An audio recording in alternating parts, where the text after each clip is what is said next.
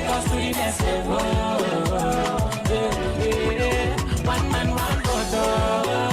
Maybe that's ordinary man, we go use our trust later. Everything's supposed to be blended. Everything's supposed to be jolly day. Now who gon' make the changes? One man, one photo. No gonna go sell photo. Agenda. The Agenda is a public enlightenment program designed to give power back to the people through promoting political participation, issue-based campaigns, and social accountability. The Agenda is a weekly program of active citizens by active citizens for all citizens, featuring in-depth analysis, news commentary, and issue-based interviews with stakeholders in governance and electoral process. The Agenda is about you, the listener, your power to determine who leads you, setting the agenda for public office seekers and holding them accountable. The Agenda, mobilizing citizens to meaningfully engage the 2023 general elections by making sure those seeking their votes have real intentions of true representatives. Tune in every Thursdays at 9 a.m. on Invicta FM 98.9. Join the conversation via phone-in and comments on our social media handles, powered by Partnership for Issue-Based Campaigns in Nigeria, PICAN, and Invicta FM 98.9, Kaduna. The Agenda. Nigeria. My agenda.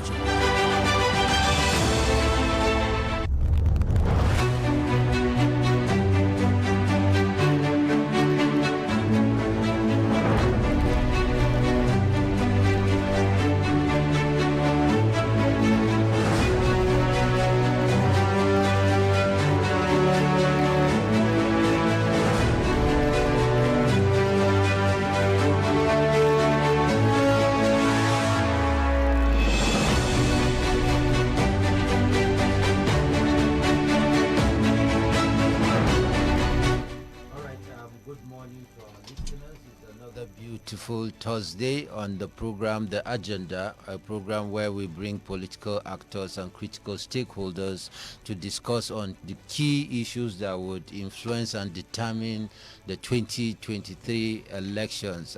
Today, the voice is a bit different. Toyi Alabi is yet to be in the studio, but we hope he will join us very soon. My name is Yusuf Ishaku Goje, and I'm with my colleague. Good morning, listeners. My name is Lawrence Odere. All right. It's nice for you all to join us this morning.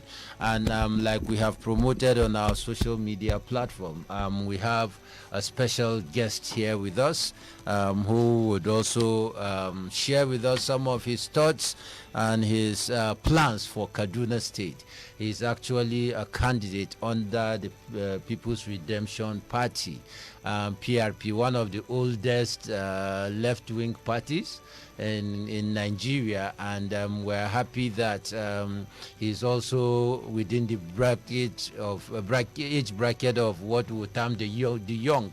He's not a youth, but we'll call him the young. The National Youth Policy defines youth between 18 and 29, so we'll call him a young candidate, and he is by name Mallam Hayatudeen Lawal M, again, who is the governorship candidate under the People's Redemption Party for 2023 gubernatorial elections in Kaduna. We're happy to have you, sir. Thank you so much, Goje. Good morning, listeners. All right. Sir, we'll quickly jump into the discussion because there are a lot of issues we want to hear your thoughts about, and we know that a lot of Kaduna residents and even beyond are eager to hear what your plans are. And again, the thinking behind setting up this program is to say, despite the sloganeering, despite the mantra, despite the campaign of rallies of jumping, shouting, and singing, what are the issues? What are your plans? How would you implement those plans? Where would you get the resources to do that? And what we should expect at the end of either 4 or 8 years of your tenure. So thank you for joining us.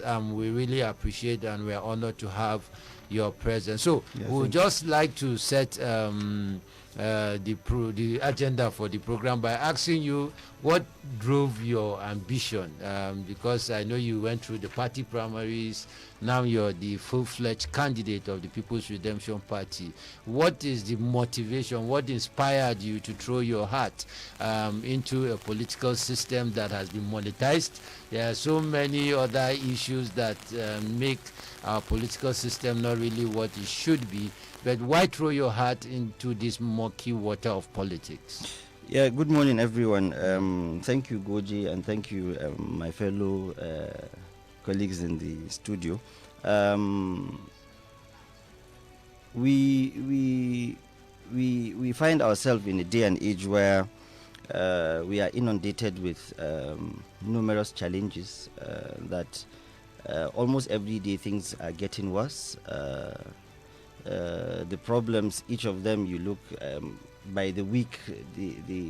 For instance, if I would just give you an instance of the value of dollar today to naira, every week it gets higher. The difference gets more and more. That also translates to every other economic challenge that we face in the country. Prior to coming into this campaign and struggle for the emancipation of the good people of Kaduna and the struggle for good governance, I, in my last job, used to work with the Nigerian Financial Intelligence Unit, which is an agency that used to be a unit under the Economic and Financial Crimes Commission. I've worked there since, I've been working there since, I've worked there prior to my resignation. I've been working there since 2019, I think precisely around May. And from my understanding, as long as young people like you and I, I'm 37, I was born 1985, and I strongly believe that we should leave this narrative of just sitting on the sidelines and complaining about the sorry situation we find ourselves, that we lack jobs, we can't pay our house rents, we find it difficult to even get married, we find it difficult even when you get married to pay these little bills. We're always fighting with our spouses because of petty issues that ordinarily in a nation being the giant of Africa, we shouldn't be facing such challenges. While in the same system, you have people lavishing in so much enormous wealth that have shortchanged and mortgaged the future of young people, a young generation that ordinarily should be able to compete with other young people across the country, across the world, across the globe. So I got tired of also this complaint, and by virtue of the agency I work with, you are able to have access to enormous information that ordinarily you can't share with people, and then you understand that the gravity of the problem cannot be resolved. It's an agency that deals with fighting money laundering and terrorist financing, where you see crazy transactions, monies that have been budgeted for projects that would touch the lives of millions of Nigerians, but then one or two key individuals that are in those positions of authority are able to divert such funds for their enrichment and for the sustenance of a livelihood that ordinarily should not happen. So such pain got me to the point that I felt enough was enough, and then I offered myself, after numerous consultation, to jump into this struggle to see whether we can add value, we can change the narrative. Basically, most young people or middle class people do not participate in the political arena in this country. It's either you are the elites that are at the top, or the masses that are always being played around with to ensure that those people in power continue to remain in power. It will amaze you that in the last 40 years, the same cycle of people have been recycling themselves, and this is not hidden for anybody that has been studying what has been happening from 1985 till date. I mean, it's the same faces. You are calling the same names. If today PDP doesn't work for you, you jump to APC. If APC is no longer favorable, you jump to PDP. So I think it's just high time that people like you and I all come in and begin to work towards resolving these issues. And this indeed is the main reason, out of this pain of insecurity, joblessness for the youth, and many more issues I believe we'll discuss in the course of our discussion. You will hear from me. All right. So thank you very much for setting the background for us. Again, before we go deep into the question, you're going to be the governor of Kaduna State. Yes. And we want to also hear your opinion. Yes. On what do you think about the current performance of this government? Where do you think they are doing well, and where do you think they are not doing well, and what would you consolidate and what will you change? That's before we go in depth into looking at the sectors within the state, because we can't say 100% they've done nothing. Yeah. So we want to know, where do you think they are not performing, and where are they performing in your own opinion, and where you think you can build on? Okay.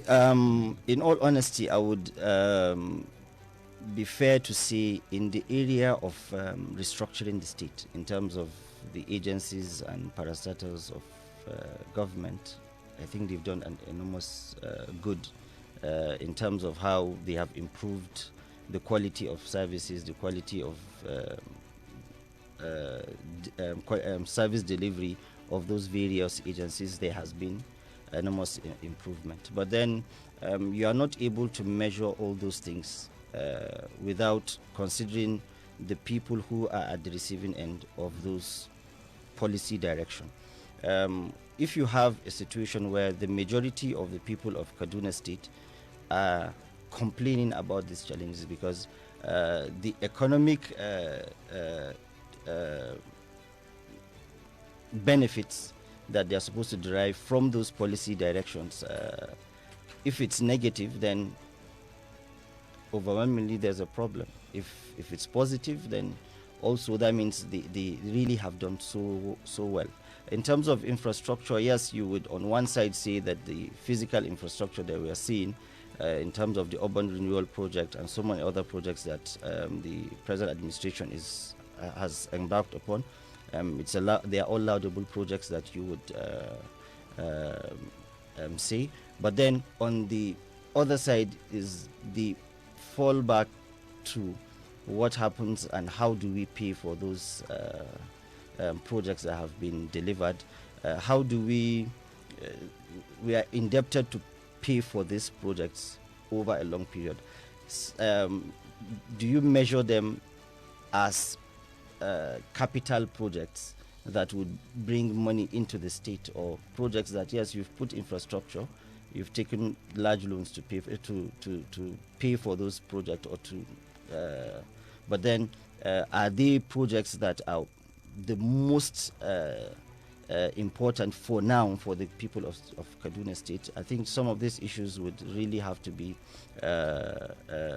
measured by economists who would see it differently, because on the different side of the divide you hear arguments, but in being fair to them in terms of what they've done, in terms of the, like I said earlier, improving the quality of service delivery of most of these agencies and parastatals of government, that you can't take away from them. From what because in 2014, 2015, I also participated in seeing this government coming into being, worked with His Excellency Mallam Hayatudeen Lawal M, all through the 2014 campaign period, with the same agitation for good governance from then the PDP government, and we had so much expectation, but that expectation was not fulfilled, and that's the reason why we have opted to also continue with the struggle. So I believe in that area they have done commendably well, but in other areas where it really has affected majority of people, where they have called off a lot of staff, over 30,000 so far from 2016 when they started that process of retrenching staff and what have you.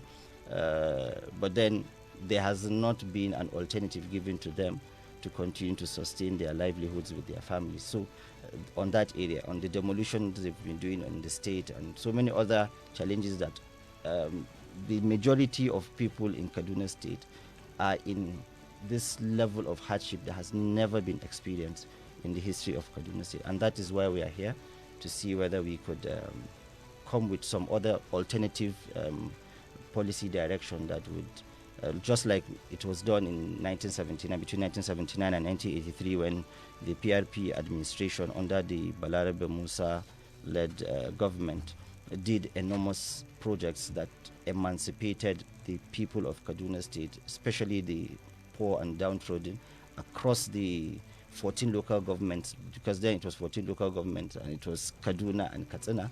Yes, the infrastructure, the roads, everything. I think these things are immeasurable, that we hope to take from where they stopped, and then we take Kaduna people to the next level.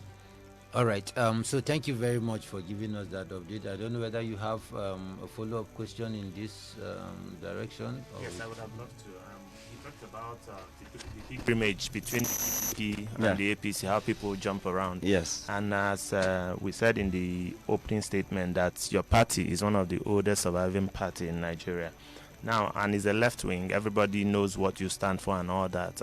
Now, you are jostling for power with this new generation parties. What do you think is different between your party, the PRP, and this new generation parties? Well, I think it's very simple and clear. Even those in those parties would tell you that they believe in the ideology, in the principles of the PRP. Being the oldest party, it's 44 years. It came into being in 1978. Prior to that, it used to be a union called NEPU, and that was formulated prior to independence. And the intellectuals that prepared the document, the constitution, and the programs of the party PRP, I think that is the stark difference between what we have in the new parties between 1999 till date. They don't really stand for anything. What you see is parties standing for what you can gain. They are just platforms to get to power, but then what is there to stand for? But the PRP is a party that stands for the principles and ideologies that would emancipate the poor, that would ensure equality, that would ensure justice for the people of the state and across the country. It was a national party then, and it's still a national party today.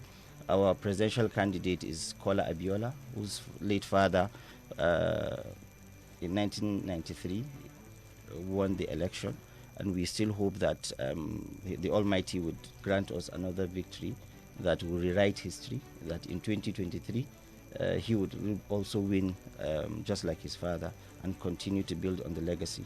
PRP as a party, we believe on those principles and ideologies that it was built upon.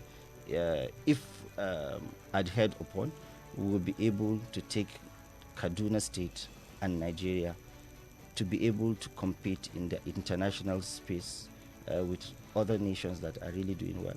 You look at the African countries that are really doing well, like Rwanda.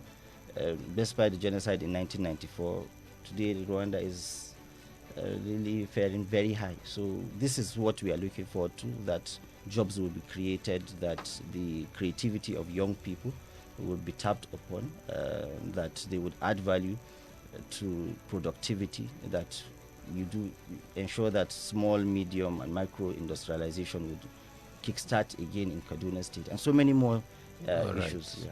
All right, so thank you very much for that. We'll quickly go for a commercial break, then come back to continue the discussion. We'll be right back after this quick commercial break. Are you serious? For real, are you serious? It's Victor FM.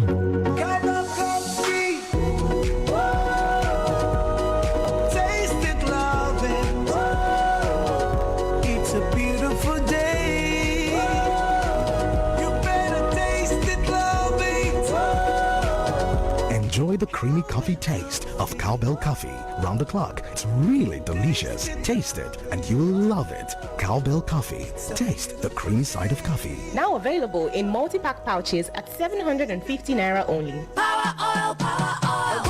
Cooking oil, we get different sizes and different packs. Oh. Power oil, power oil. The one way they sweet me now mini pack 400 naira. Yeah. Power oil, power oil. Everywhere. Power oil, good for your heart. Power oil, cholesterol. Power oil, no trans fat. Power oil. And people who listen to your heart use power oil. Power oil, power oil. Power and performance. That's what you get in every So Clean concentrated detergent pack. Power and performance. The essence of Paris Saint-Germain. With the concentration of powerhouse players Kylian Mbappe, Neymar Jr., Lionel Messi, Sergio Ramos, and Achraf Hakimi. The partnership of concentrated power now forged. So Clean, the official regional partner of Paris Saint-Germain. Yalla bai barka da yamma da daren nan to shikenan ba komai ku dakata yau ba fa tashi sai mun gama aikin nan da daren nan to me zai hana mu warware hanji da ganyen shayin top tea mu ji dadi ganyen shayin top tea ɗaya kacal mai inganci da ɗanɗano zai baka kofin shayi kwarara biyu sai a ɗanɗana domin gane kamshi na kwarai da nishadi zamantakewa da kuma ɗaukaka ɗanɗana domin sanin top tea. Abin kauna na ko za ka sabunta min rajistar data ta Airtel? Abba masoyiyata, ai komai kike ce kina so zan yi miki. Duk abin da kike gani ni ne nake yin rajista amma fa ranar shagalin bikin aure na shine abin da nake kallo. Muhimman abubuwa da harkokin rayuwa ba sa yiwa sai da ingantacciyar data. Danna star 141 hash ka zabi data mai inganci da za ta yi maka aiki cikin inganci da gamsarwa. Airtel, the smartphone network. As football season won't start so, everybody don't ready to land for them location. Hurricane, Ihanacho, De Bruyne and Co. Don't show EPL bus stop. Benzema and then Spanish League boys don't reach La Liga too. Giroud, Lukaku, even Pogba don't follow enter Serie A. Serie A day. Everybody don't show for the new football season as it dey hot on Top Go TV. Now so my people, now bigger season with Premier League, Serie A, La Liga, Europa, FA Cup and more. Also ready yourself for FIFA World Cup Qatar 2022. Stay connected to Go TV or get Go TV decoder, Go Dinner plus 1 month max subscription for only 6,900 naira to enjoy greater football this new season. Go TV, love it. The agenda.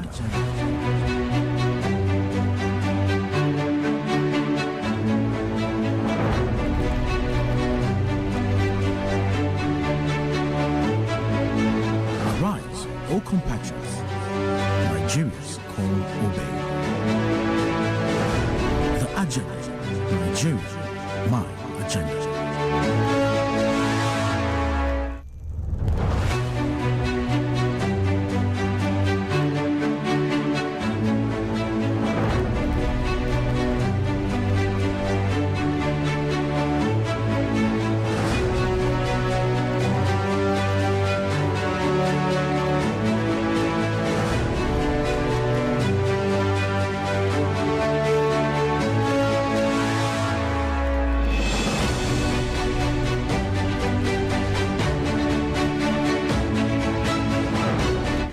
All right, welcome back to our listeners. We're still with our special guest. I don't know whether to say honorable, but I see the Mallam Hayatudeen Lawal M. Yes, so thank you for staying with us, our listeners. We just need to begin to go deeper into the issues as it affects governance in Kaduna, and our guest was talking about the impact of some of the reforms the current government has been carrying out, whether we can really evaluate them or not. Again, we want to just look at a few statistics that will tell us where we currently are, and that would lay the background for our deep dive into the conversation. Yes, as we know, Kaduna State is about 9.4 million people by the projections. 3.1% projection by the National Population Commission. So it means that you have a large population to deal with. By 2030, they are saying would be around 12 million, and by 2050 would be heading to about 21 or so million as a state. And this has implication because with this number we have a poverty rate of about 43.4%, unemployment and underemployment rate of 67%, and all of these are above the national average. Then again, another problem we need to consider is that we have a very young population. I think people below 14 years are 49% of the population. So it means government needs to do a lot in catering for this dependent segment of our population, while we have about 67% below 24 years. And you know that makes your work really difficult when you get into power, because when young people are not employed and all of that, they would want to depend on government for their survival. Then again, youth literacy, well, it's about 67.3% in the state. So it means that you still have approximately 30-something% that are not literate in that direction. Again, we have other statistics saying that 73.2% of households in Kaduna State are also said to lack coping mechanism for shocks such as food price increase, sickness, death, disability, and departure of working household members. Like we know that the government has engaged in a lot of right sizing, or is it downsizing, or is it sacking? We don't know which one to hold. Then we come down to insecurity, where the first quarter's Kaduna State Security Report showed that 360 people were killed in 3 months. About 258 were injured. We have 1,389 kidnapped, and about 3,251 animals rustled, and about 10 people were raped. And these statistics are really important so that we get the background. Then we also looked at the rising consumer price index for Kaduna State.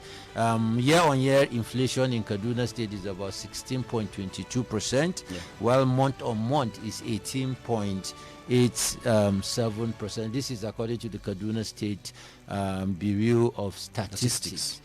So this is where some of what these statistics are saying. So we'll get to also hear your opinion on whether these reforms are really translating to this. But again, a key area, because all of the plans you discussed today, you need to also tell us where you get the money from.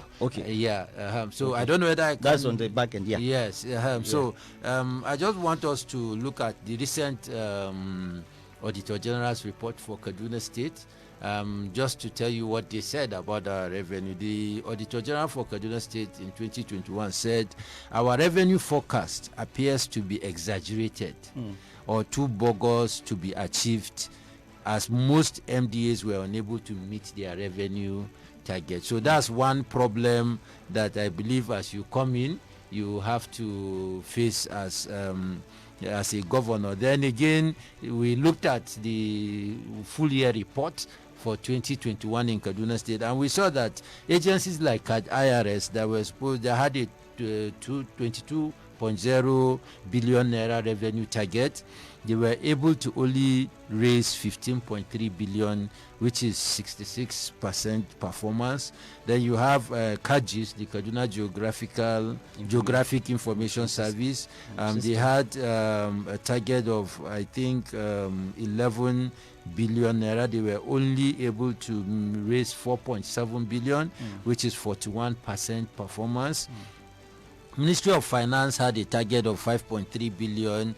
They were only able to raise 3.5 billion, which is 66 performance.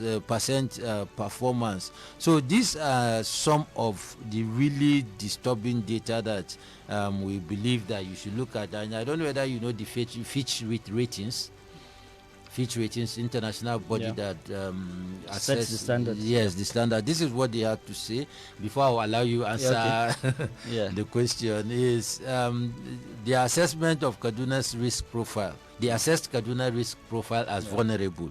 That is in 2021, which combines 5 factors assessed as weaker.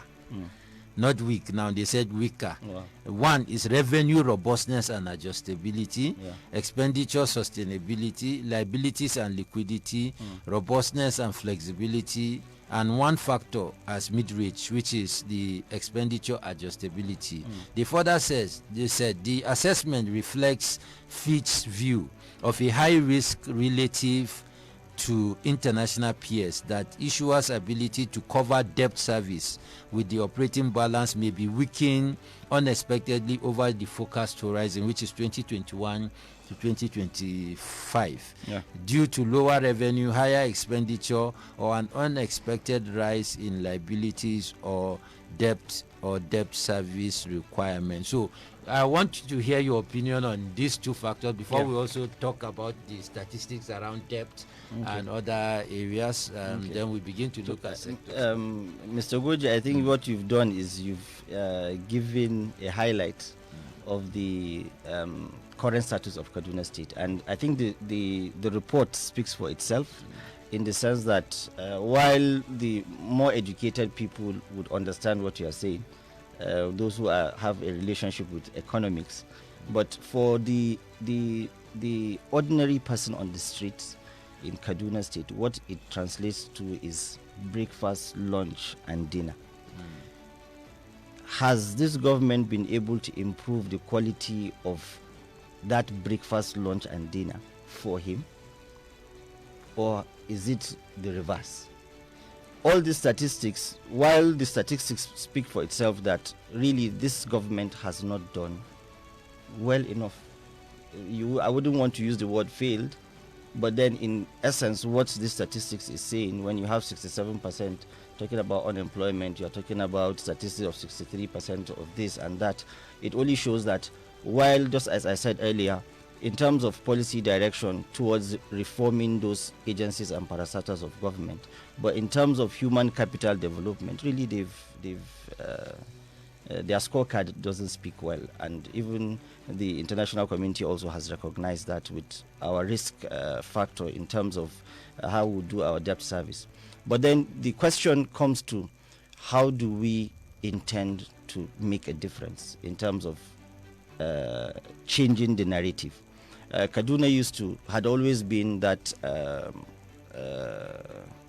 champion for northern Nigeria, where everybody, irrespective across the country, would want to have a residence in Kaduna, want to have something to do with Kaduna State. How we intend to make a difference is, we want to move from a consumer economy to a productive economy. You have this very sound population. You're talking about 67% of the population are under the ages of 24. So if you increase that to the ages of 35, or my age group of 37, you are talking about 80%. Yeah, below 35. Below 35. So if you prorate it and you have about 35%, that means you have young people who have energy, that if you put them into productive use, they will be able to generate revenues, enormous revenue for the state, and in fact, because what we are looking at is, we have 23 local governments. If you can make each of those local governments productive in a niche-based manner, where we do a SWOT analysis and we look at the strengths of those places. In 1979, when that first PRP government tried to do what it wanted to do, the medium and high-end industrialization, what they did, they had Ikara ginger, because you have Kachia ginger, because Kachia is very good with ginger. So the follow-up end is when you begin to you bring industrialization into it. That means you are creating jobs for young people. That means you are going to be able to process it in a manner that you can even export to other countries, or you can make available to other states. That way revenue would come in. I remember 2015, one of the expectations we had then, if you go to Panteka, where you have these very crafty people that are able to make fridges, deep freezers, they are able to do gas cookers, they are able to do ovens that most of our sisters use to bake cakes. These are areas that if the government would create an enabling environment for these people to be able to produce in large quantities, you are talking about somebody who just has a small shop that is able to produce maybe one every week. If you increase his productive capacity, where he's able to produce such ovens in the capacity that he's able to employ about 500 or 1,000 young people, that would help him produce more, and you brand them and market them across the state. That means across Nigeria, other people from other states would buy, and that's revenue generation for Kaduna State. The state would make money, those individuals will earn a living. And if you translate that to every other sector that has to do with the state, we strongly believe we have an opportunity that would make a difference, that would move from a consumer economy in Kaduna State to a productive economy. That way you enjoy what is called the multiplier effect. Yes, so these are some of the areas that we're looking into. But the statistics really, it's really alarming and scary. And for anybody that has this scorecard, I mean, you believe in without anything to fall back upon. Yeah, so thank you very much. So I'll hand over to my colleague to give you a follow-up question on revenue. Yes. On the population of Kaduna State, about below 14 years, 49%. Then we also know that's about 4-something million. Then we also know that more than 500,000 people, children, are out of school in Kaduna. Yes. That's a huge population. Yes. What do you do to change the trend? Yeah, changing the trend has to do with we are looking at a policy direction that is driven by skills. This white-collar job cannot create... most of the young people that are being produced by our institutions really are not employable. You interact with them and you come to realize that because of the quality, the generating quality of education that we have across the senior secondary and the tertiary institutions, you find that they are really not employable. And even when they are employable, they are only able to consume, they are not able to create. What we want to build is a skill-based, creative economy that, for instance, you find our young people able to use social media. But then the social media is just to consume and consume. They are not producing anything. They are not making right impact. You see thuggery and bullying on social media. But then if you go to other economies, these young people with their phones are able to create income for themselves, are even able to create jobs for other people, because they use those platforms to more of market. They do digital marketing for other companies that work. These are things that you can achieve if you can harness them, put them together.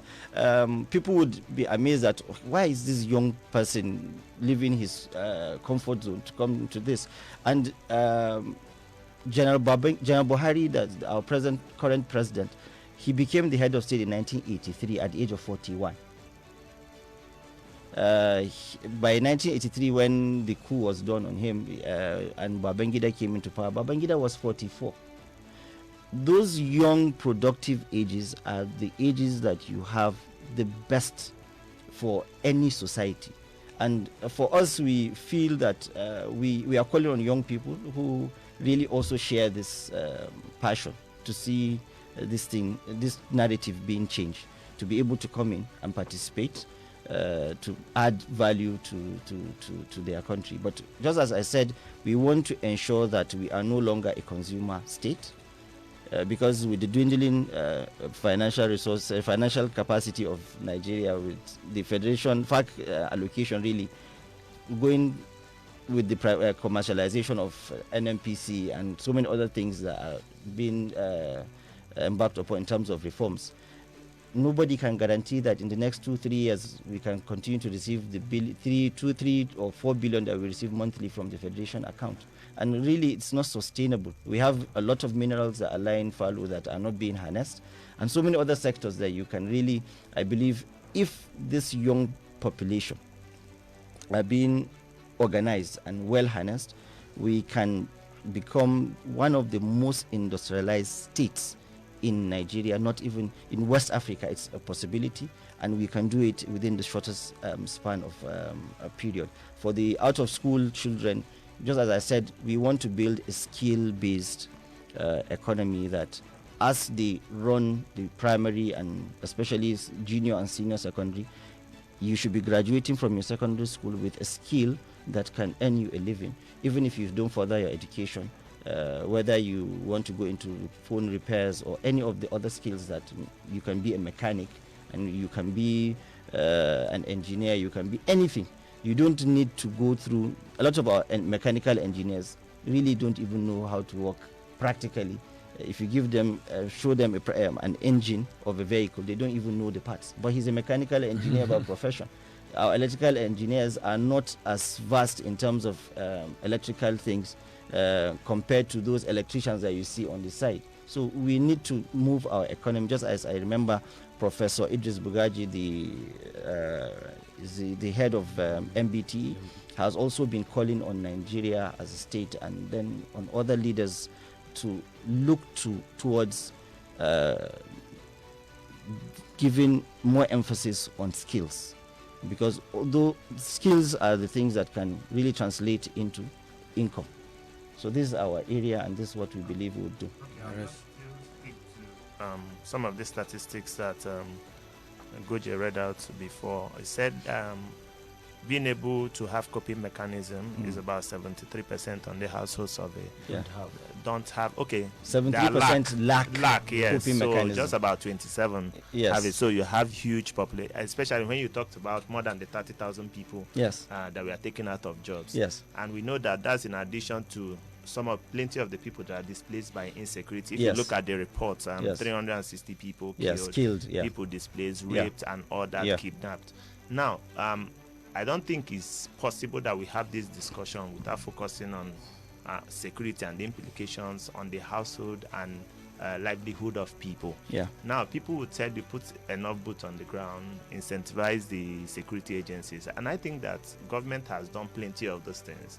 So perhaps there is something else that is missing that has not been done. So what do you think from your own preparation that we need to do? Now, I understand the fact that when you touch a state governor, he said, no, I am not the chief security officer, Abuja is. But as a governor, we know that huge budgetary allocations are made in terms of securing the people. And we know that the primary responsibility of every government is to security and lives of people. Now, what are you going to do differently as a chief executive of Kaduna State, not relying on federal government? Because federal government will do its own, but the chief executive who is elected to protect people has to have a plan to protect the people. With this rising insecurity, what do you think you can do? Well, okay, just as you've said clearly that on the issue of insecurity, we has bedeviled our state over the, I think, from 2015, 2016, when we can vividly remember how cattle rustling started. That was prior to banditry, where these cattle are being taken away from the Fulanis, and then, but the security apparatus of the state and as well the nation was not able to stop that, and then these Fulanis went into taking arms, deciding to take the law into their hands, and had embarked on this banditry. It started in small, now is a major issue.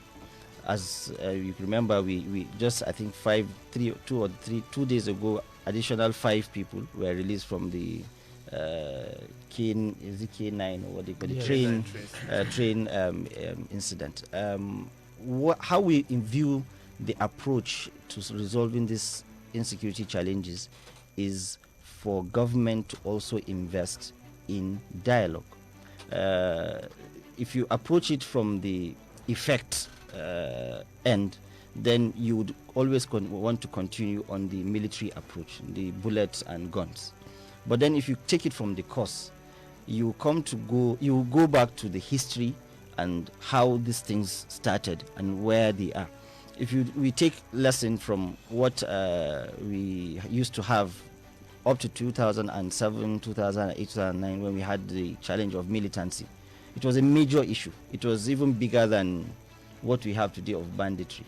But then a particular government deemed it fit to say that, okay, these young people that have been perpetrating these crimes are Nigerians.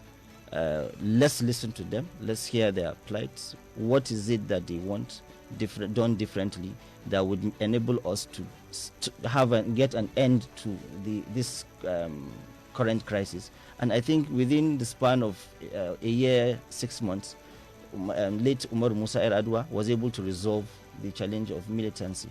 The same approach, if adopted, the federal government said they've spent about 5 trillion naira in the fight against insecurity across the country, and we are taking more loans to be able to pay for this war.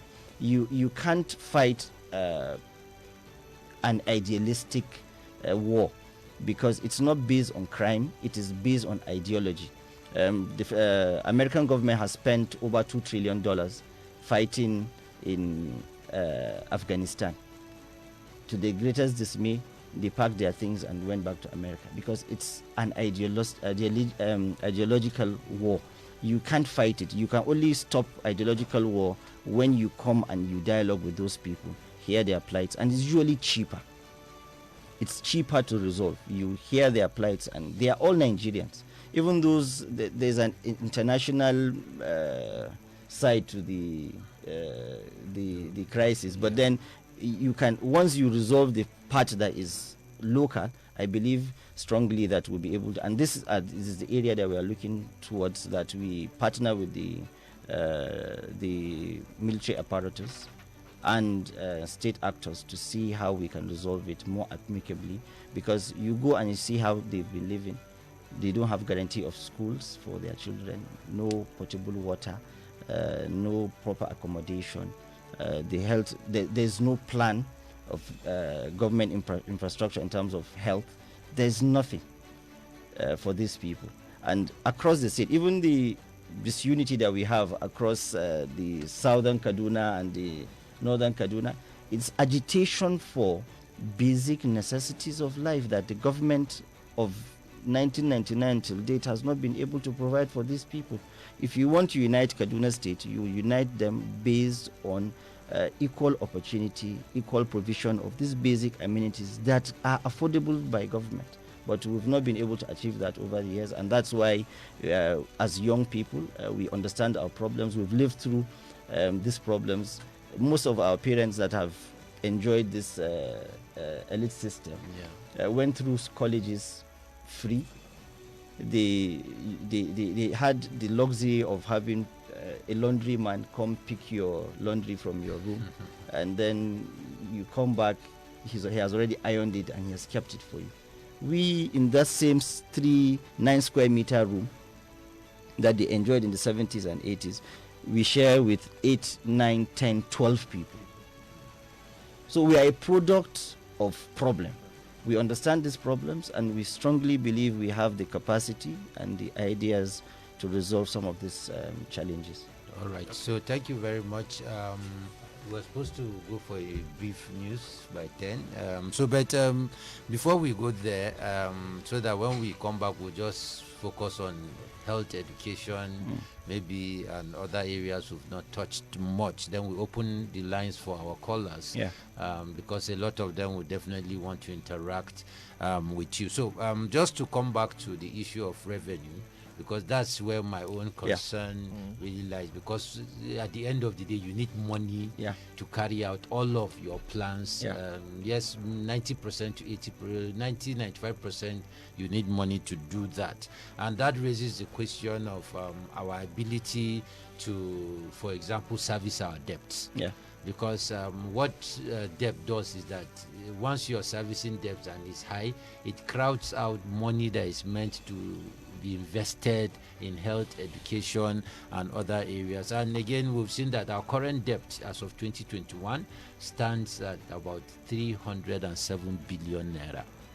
The 2022 budget shows that the government intends to borrow about 70 billion, while in 2023 they are projecting to collect about 30. So that's approximately 100 and something billion naira between additional this year, to the 370. 370. And as of this year, our debt service is already about 12.9 billion naira. And what IGR are we expecting for this year? About 61 billion. And that is approximately, we are talking about let's say 21% of our IGR for this year. Even for next year, they are projecting that our debt service will be 15.7 billion. So which is 43% of the IGR we're expecting for next year. So these are realities that we must look at. Then apart from even this debt, we also have other liabilities for contractors, pensions, and what have you, which is about 23 billion on ground. So my question now is, what will you do around revenue generation, especially the tax system, to ensure that one, we don't overburden, because people's capacity to pay tax is dependent on their economic viability. So quickly, maybe in a few minutes, 4 minutes at most, we can, before we go, you can just help us what you do differently. I think it's very clear. The additional statistic you've given us only shows that Kaduna is almost a failed state, and if we don't reverse this process as fast as we can, we will not even have a state. It will be worse than Osun State in the just not too long years ago. But just as I've said, one of the major challenges with Kaduna as a state, unlike you find with probably Kano, is Kaduna people rely more on government than on commerce. But you go to Kano, the larger population of Kano rely more on commerce than on government. And basically government is once the little they generate, they pay salaries. You look at the infrastructure, we recently, I know not very long from now, probably this government would be commissioning the new ShopRite, and I've been wondering who in Kaduna can afford to sustain the lifestyle that you go to ShopRite to purchase goods and services. We are not yet there. Maybe prior to 2015, the larger population of Kaduna could afford that. But now, as we speak, it's also another failed project, because what's the basic income of the people of Kaduna with the statistics that you've clearly shown us?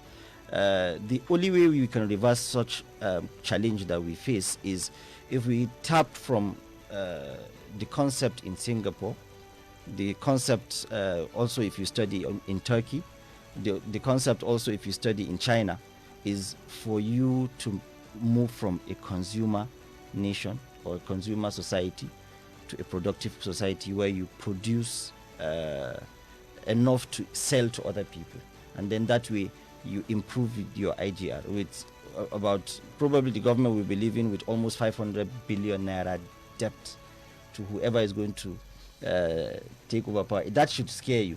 But I believe if you are as worried as I am of the present condition of our state, it's a sacrifice worth your life that you do, and you continue to face this until you resolve it. And for instance, you go to Turkey and you see that each state, just as I've said, the model we intend to adopt has a niche of small medium, micro, and large industries around certain products. So, for instance, if you want to buy, Turkey is the largest producer of carpet. If you go to a particular city, it's called, I think, Gaziantep, they are the largest producers of carpets in the world, and it is just a city in Turkey.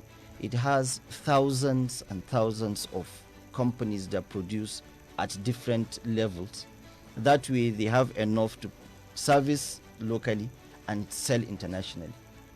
That way, you move from consumption to production. Tax has always not been the best approach to grow an economy, because, for instance, if I will give you, there's this concept of marginal propensity to consume and then marginal propensity to save. If you earn an income of, say, 1,000 naira, and you spend 75% of that income, the marginal propensity for you to consume is what determines the multiplier effect. Maybe after the break. Yes, we'll after the news, yes. We'll just continue from that. Yeah. Thank you. Thank you. Every day, baby. This is the station playing today's best mix. Terrific. FM. Abun kauna na, ko za ka sabunta min rajistar data ta Airtel? Haba masoyiyata, ai komai kike ce kina so, zan yi miki. Duk abin da kike gani, ni ne nake yin rajista, amma fa ranar shagalin bikin aure na shine abin da nake kallo. Muhimman abubuwa da harkokin rayuwa ba sa yiwa sai da ingantacciyar data. Danna star 141 hash ka zabi data mai inganci da za ta yi maka aiki cikin inganci da gamsarwa. Airtel, the smartphone network.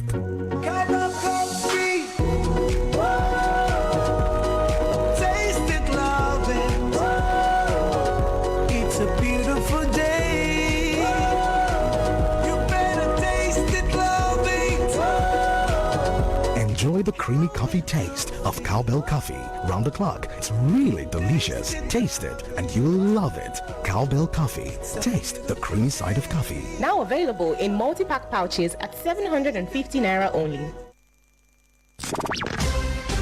News. If stories need to be told, they should be told with precision, truth, and authority. Trust us to bring you unadulterated information on politics, economy, entertainment, sports, and all of life. From local to international news stories as they break. Invicta News at 8 a.m., 12 p.m., 6 p.m. only on Invicta 98.9 FM. Be victorious with us. News.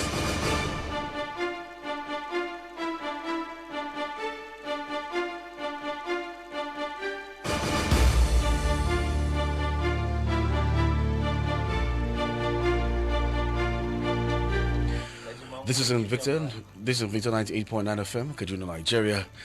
I am Job Daniel with the news brief. The federal government has confirmed that it approved the purchase of vehicles worth 1.4 billion naira for neighboring Niger Republic to tackle insecurity. The Minister of Finance, Budget and National Planning, Zainab Ahmed, gave the confirmation on Wednesday, explaining that providing intervention to the neighboring Niger Republic is not new, and it is the prerogative of President Muhammadu Buhari, who approved the purchase. According to her, President Buhari, whose actions she cannot question, has the right to make his own assessment of situations and give directives accordingly. The leadership of the Senate is meeting with the service chiefs over the security crisis in the country. Present at the meeting are the Chief of Defense Staff, Chief of Army Staff, Chief of Naval Staff, Chief of Air Staff, DG DSS, and a representative of the National Security Advisor. According to reports, the bipartisan closed-door meeting with the service chiefs is aimed at reviewing the current security strategies and discuss new solutions. From the foreign scene, Peru's Prime Minister Aníbal Torres resigned on Wednesday, becoming the fourth to step down in a year under embattled President Pedro Castillo. According to the letter sent to Castillo, who has survived 2 impeachment votes in 12 months and is the target of 5 criminal investigations, Torres said he was stepping down for personal reasons. And according to reports, his resignation will trigger an automatic cabinet reshuffle. And in sports, Leicester City captain Kasper Schmeichel has left the club after 11 years and joined League One side Nice. The goalkeeper, aged 35, made 479 appearances for the Foxes after signing from Leeds, winning the Premier League, FA Cup and Community Shield. Schmeichel was also part of the side that won the championship in 2013-2014 season. And that makes the news brief at 10. A major bulletin comes up at midday. Good morning and have a victorious day.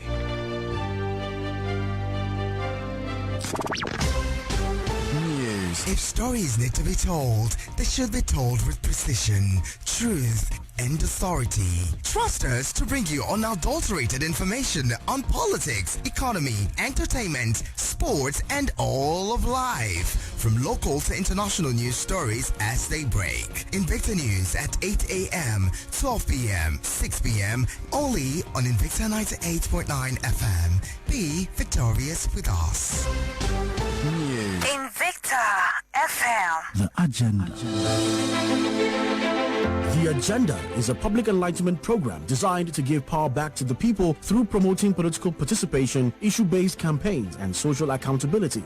The Agenda is a weekly program of active citizens by active citizens for all citizens, featuring in-depth analysis, news commentary, and issue-based interviews with stakeholders in governance and electoral process. The Agenda is about you, the listener, your power to determine who leads you, setting the agenda for public office seekers and holding them accountable. The Agenda, mobilizing citizens to meaningfully engage the 2023 general elections by making sure those seeking their votes have real intentions of true representatives. Tune in every Thursdays at 9 a.m. on Invicta FM 98.9. Join the conversation via phone-in and comments on our social media handles. Powered by Partnership for Issue-Based Campaigns in Nigeria, PICAN, and Invicta FM 98.9, Kaduna.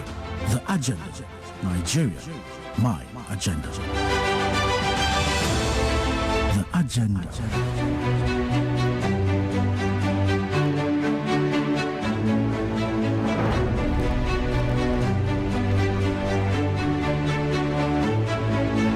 Arise, O compatriots. Nigeria's call obey. The Agenda. Nigeria. My agenda.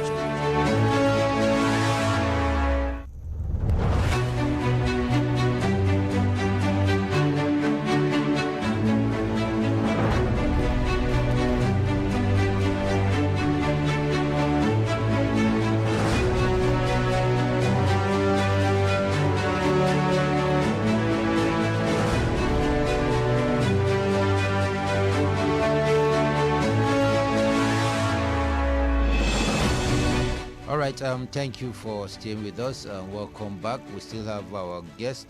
Would allow him round up his thoughts in a few minutes. Then we move to the last set of questions before we open the lines for our listeners to be part of this conversation. Yes. So, thank you very much for being with us. The point I was trying to make had to do with I was trying to make a comparison between the tax as an approach to increasing revenue or the approach of using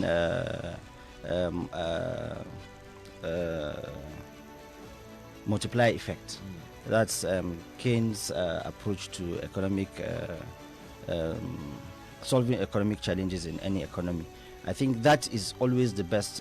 Even the PRP government 1979 to 1983, I think it was the first government that approached it from that perspective, that if you tax already the people of Kaduna at their lowest level, where income is so low while cost of living is very high, the jobs are not available, the survival today, most people are either doing 101 or 110 or 100 or 001, and that's the predicament that we found ourselves in.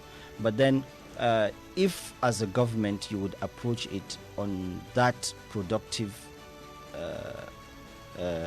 sense, where you inject money into the society and then you allow productivity to drive the economy, then you would naturally have a drive, just as I said, very likely concepts: marginal propensity to consume, marginal propensity to save. You are able to save when you have excess, but when you don't have excess, how do you save? And ordinarily people should pay taxes from the savings that they're able to.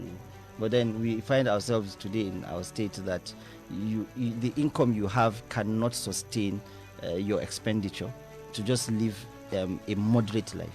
And while in the same system you have individuals that, while they say there's no money, yet individuals are able to live lavishly. They're able to build crazy houses that you ordinarily should expect in the FCT, but you see them here in Kaduna. And they also are part of the system. So what is where are we getting it wrong? You find that ASU is on strike for close to their problem is about 200 billion nationwide, but then you have one individual that is said to have stolen over 200 billion, and then we say as a nation we don't have money. I believe we have a system problem, and if this system is corrected and checkmated, then we would have a new Kaduna and we have a new Nigeria. And that is why we've started the struggle to see how we can call like-minded young people that are tired of the current situation, that want to rewrite their own history, want to rewrite part of those that will rewrite the history of Kaduna State, that we are able to compete and make Kaduna one of the most industrialized states in West Africa, or to be able to compete with even other countries. Europe today is in crisis, America is in crisis, but then you go to the Middle East and you see what the Crown Prince of Saudi Arabia is trying to do. He's trying to do a $500 billion project, where he's doing a city that he called the Line, that runs 170 kilometers long, that is supposed to house 9 million people, which is the population of Kaduna State, 200 meter wide, 500 meter high, that is going to be a green city, that you don't need cars, you can go from end to end in a span of 20 minutes through speed trains. It is artificial intelligence driven. So if you don't tap from the young people who are into this internet and this digital age, who have capacity to compete with other young people across the world, if you don't improve their capacity and create jobs for them, then we will not be able to compete as a state or as a nation. And this is our thinking, and this is our vision, to see that Kaduna is able to compete with other cities of the world. All right. So what we'll just do is we'll take all the questions we'll ask. So I'll just ask two.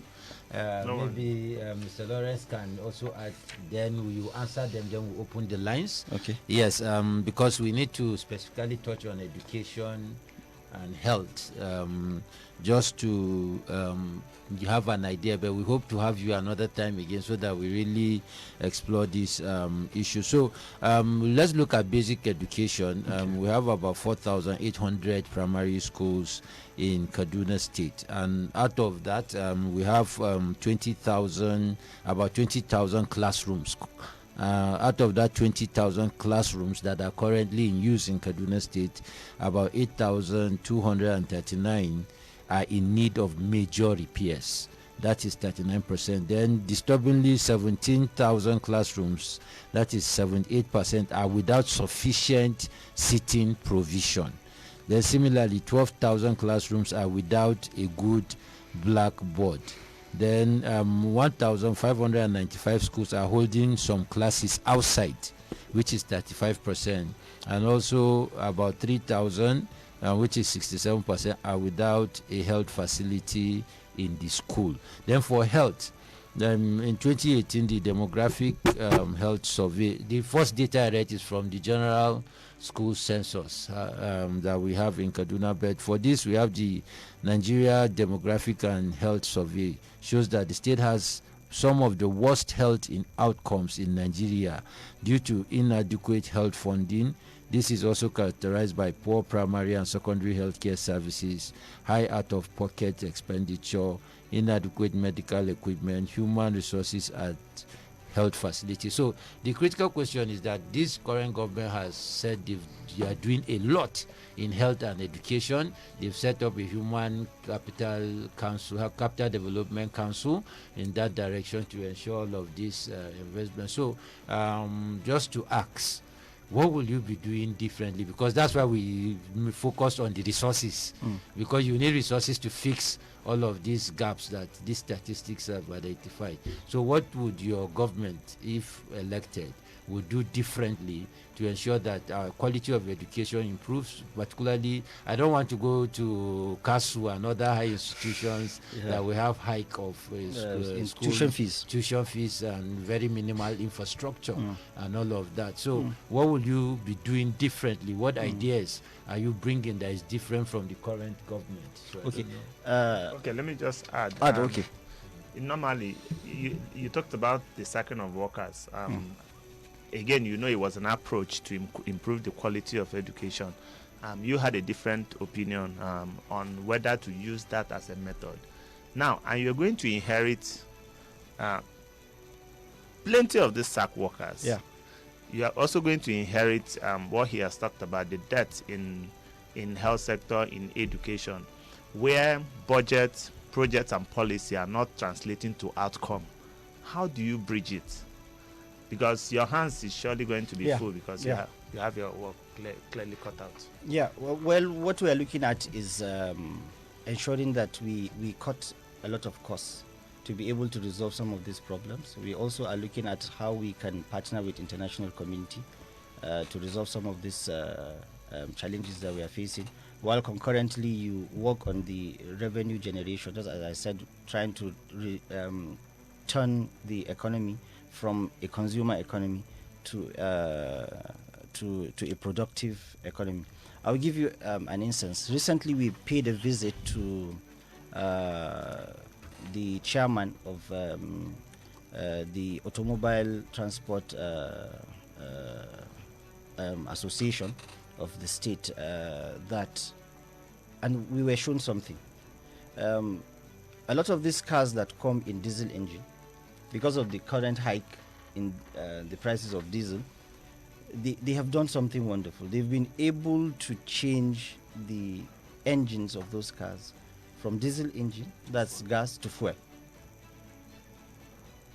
And when you have such people in your economy and you are not tapping from that to translate into revenue drive, if you have one mechanic or a group of mechanics that can do that, imagine if you translate that into creation of a lot of jobs, and that is revenue generation for the entire state, where you can domesticate most of these skills that we have.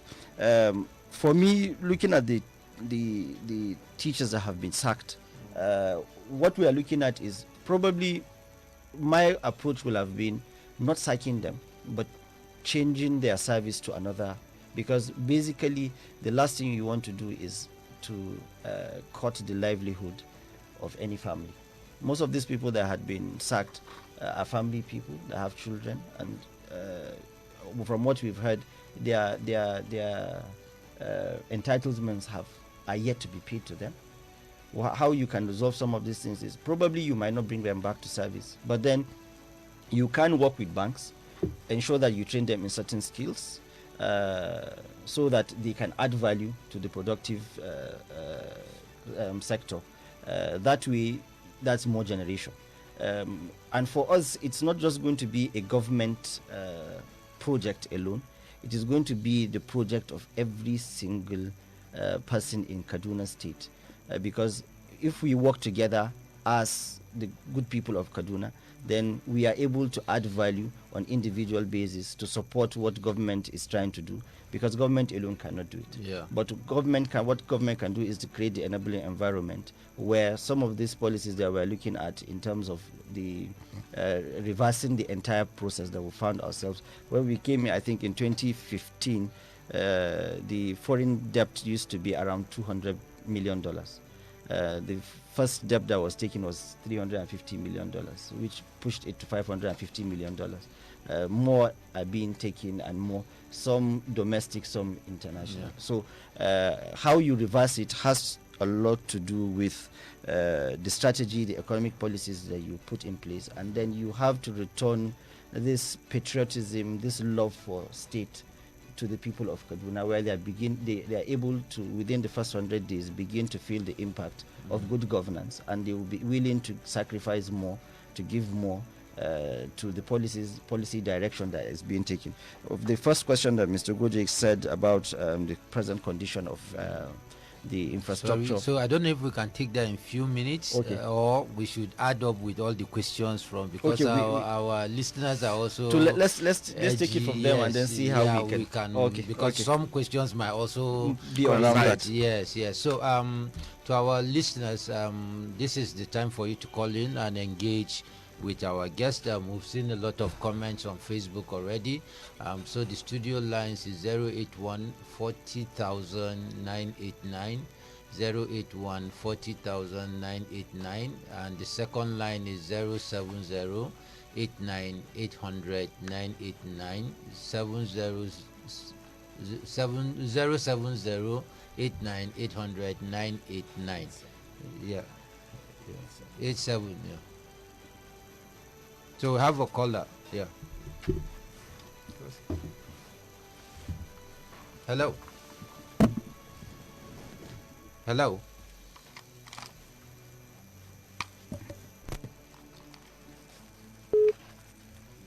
Okay, we missed that call. We are still expecting your calls. 081 40,000 989 and 070 87 800 989. So Mr. Job, should we just read the Facebook comments for now? Then as the calls come in, we take them. All right, so let's just check the Facebook comments on our Facebook comment section. Is on Invicta FM 98.9, and you can call 081 40,000 989, 070 87 800 989. I'll take the first message from Chap Maxwell Nathaniel. Says, good morning to you and your guest. I hope the political parties and the people will look out from the bad choices to make a choice, to make a good choice. Says, may God help us. All right, we have a caller. Hello, good morning. Good morning to your guest. Good morning, sir. Yes, good morning. Yeah, and good morning to all the other people in the studio. My name is Comrade Gabriel, the Tesla man. Sir, I'm very, very happy that the name PRP of our month of Aladi Abdulkadir Musa is still on. And we wish, by the prayer grace of God, what actually happened when he was elected should also happen, because it was a surprise to NTN. Sir, what I wanted to say that you talk about industrialization, and today in Kaduna was second to Lagos, but almost all the textile industry in Kaduna have closed. To mention a few of them is Kaduna Textile Limited since 2002 with about 2,200 workers. Some go to Arewa, Nortex, Fantex, Unitex, Supertex, Zara Industries. And thirdly, if also the refinery in Kaduna can be reopened, can be revived and opened, all those things are going to give Kaduna State a lot of revenue generation, and I believe that many people will be employed in these sectors. So what are you going to do, sir? Now, anytime you are speaking, please kindly tell us what you are going to do about specifically about the textile, because I know in the textile industry, those when you are fully functional, will employ more than 30,000 workers. So what are you going to do, sir, to see that this industry are back and employment generated? Thank you. Thank you, sir. Okay, thank you. All right, we missed that call. Okay, let me just go through the messages. Okay, it's a Father Jesus, but before then. Hello. Hello, good morning, Mr. Job. Good morning, sir. Yes, good Good morning to your guests in the studio. Good morning, sir. It's Francis calling. Francis. Francis. Thank you. Honestly, your guests have really presented a nice picture of what they intend to do if they have been elected. But just like the people that are throwing the question on him have been asking, he has a clear agenda. But my question still remains. As it is now, and all the statistics that have been read out there, it's like our state is nearly at the point of being a failed state completely. Where exactly? Because before he would begin to empower the youth to become industrialists and all that, resources must come first. We must use money to open, if it's industries or whatever it may be, money must come first to establish all those things before these people will begin to practice what they can be able to do. Where exactly is he going to get the resources? Because Kaduna, as it is today, the present dispensation of the government in power have really sunk the state in a debt that maybe in 30 years to come, it will be getting worse. Where is he going to get the resources? Thank you, and Mr. Francis. To insecurity aspect that he mentioned of going to dialogue with Fulanis or whatever he mentioned.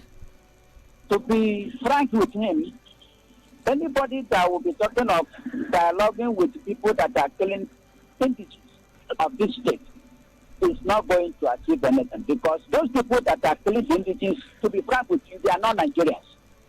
Mr. Baraja has said it on national television that they imported these people in 2014. So thank you very much, Mr. Francis, so that we allow other guests also make their points. Thank you.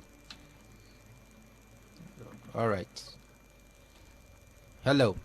Hello, good morning. Good morning, sir. Thank you very much. Gorgeous, Lawrence, and the guests in the studio. Good morning. My name is Musa Bala.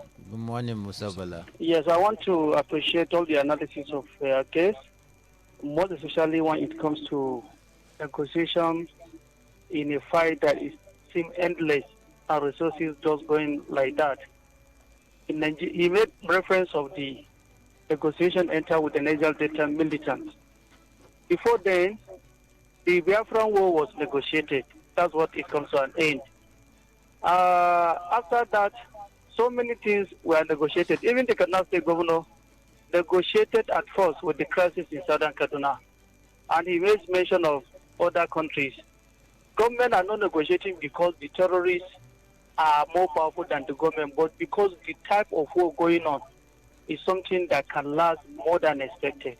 What I don't agree with you against is Kaduna is not a failed state. And at the same time, Kaduna is a prosperous state. We have seen infrastructure development going on presently. We have seen roads. We have seen how schools have been transformed. We have seen how hospitals and other essential services have been transformed. We have seen the establishment of industries. We have seen a lot of development in the state. Despite all challenges and looking at where this government came from, and we expect the next government, no matter which party form government, to key in and continue with this development. But describing Kaduna at this time as a failed state, or ShopRite as a failed project, I don't think it's true. ShopRite in any country of the whole world are not meant for everybody to go. In Kano State, there are people that have never ever think of even going to ShopRite because they know it is not the type of shop they want to enter ideologically. Even the corner shops are not meant for everybody. Some people don't go that. So please let us campaign seriously. Let us not demarcate. Let me use this word, demarcate ourselves simply because we want to get power. May God continue to give us good leaders, no matter their tribe and no matter where they come from. And may God distance us from corrupt leaders and their agents. Yeah, good thank morning, you very much. Yeah. So we take one more call, then we... Hello. Danjuma, good morning. Please remove the Danjuma. It's good. Okay, it's good to go? Yes. Sorry. Lawrence, good morning. And your guest, good morning. Good morning. I want to Engineer Emmanuel. You're welcome, sir. You see, your guest has spoken very well.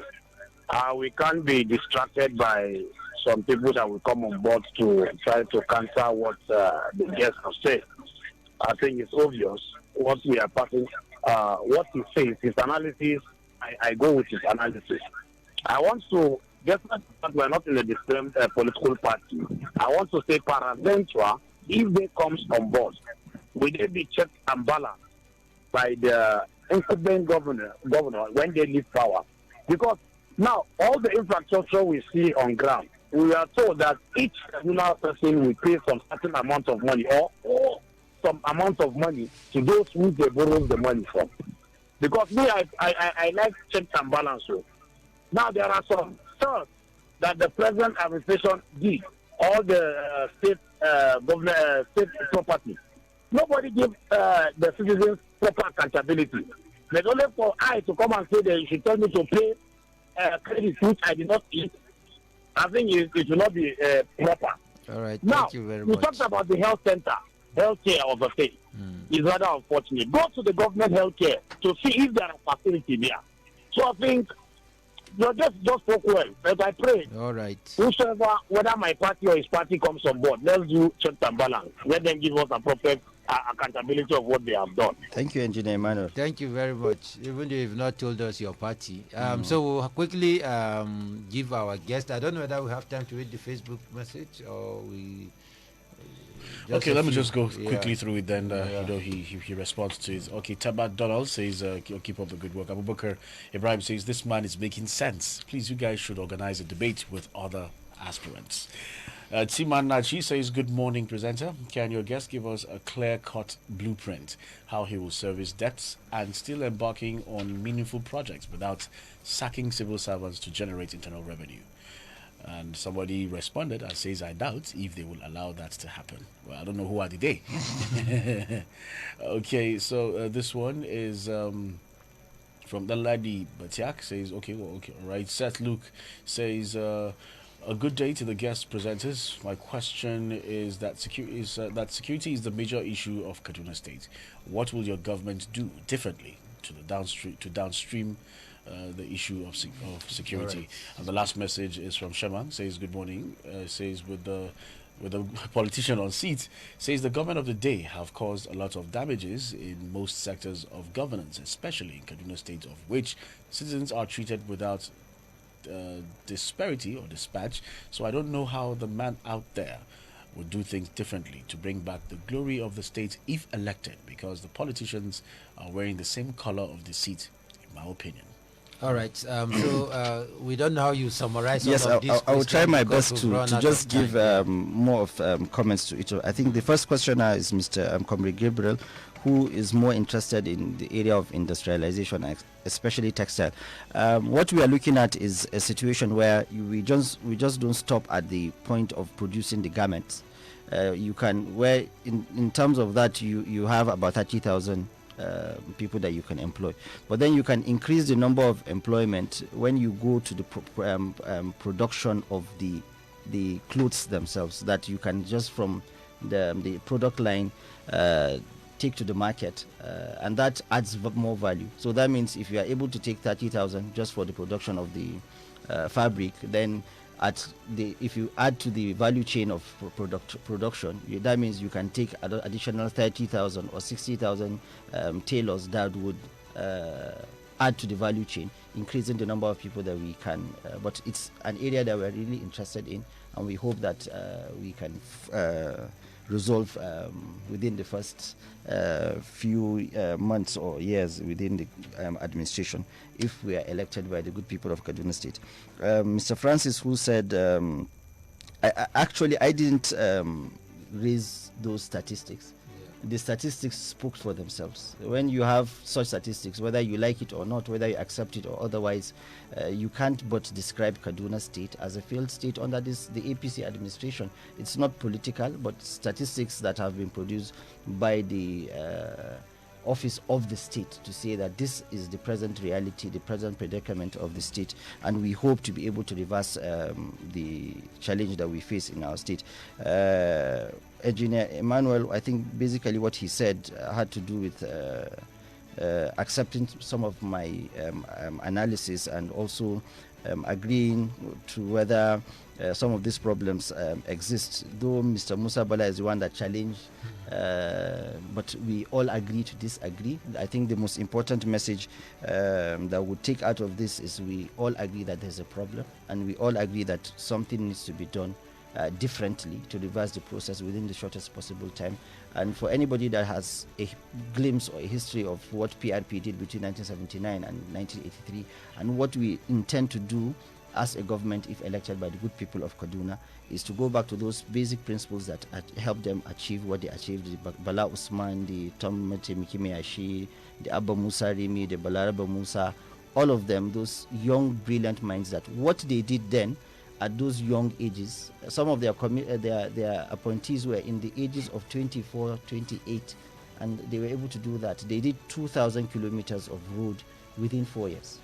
If you put from 1999 till date, we don't have 2,000 kilometers built by all the government. So we as a last message, if given the opportunity to round up, our message for the good people of Kaduna, especially the young people, is for us to stop sitting on the sidelines, to come and join politics. I have joined politics, so automatically I am also now a politician. I believe, just as Aristotle will say, if you allow the fools in the society to continue to lead you, then you should be responsible for whatever outcomes you receive.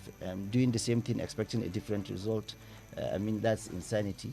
We need, as young people, to decide what future we want for ourselves, and then jump into this game of politics, especially the middle class, the educated class in Kaduna, that are almost extinct, because the middle class really now in Kaduna is neither here nor there. All right. We need to come in and participate in politics and change the narrative of Kaduna State to becoming one of the most industrial states in West Africa. Thank you so much for having me. Thank you, Mallam Hayatudeen Makarfi, a Mallam that wants to replace a Mallam. Yes. And thank you to my colleague Lawrence Obewe. Thank you to Job Daniel and Oga Wisdom for all supporting the success of this program. Thank you to my Oga, I don't know the name. So thank you everyone, and have a blessed day. Thank you so Join us much. next Thursday for the agenda. Yeah, thank you so much.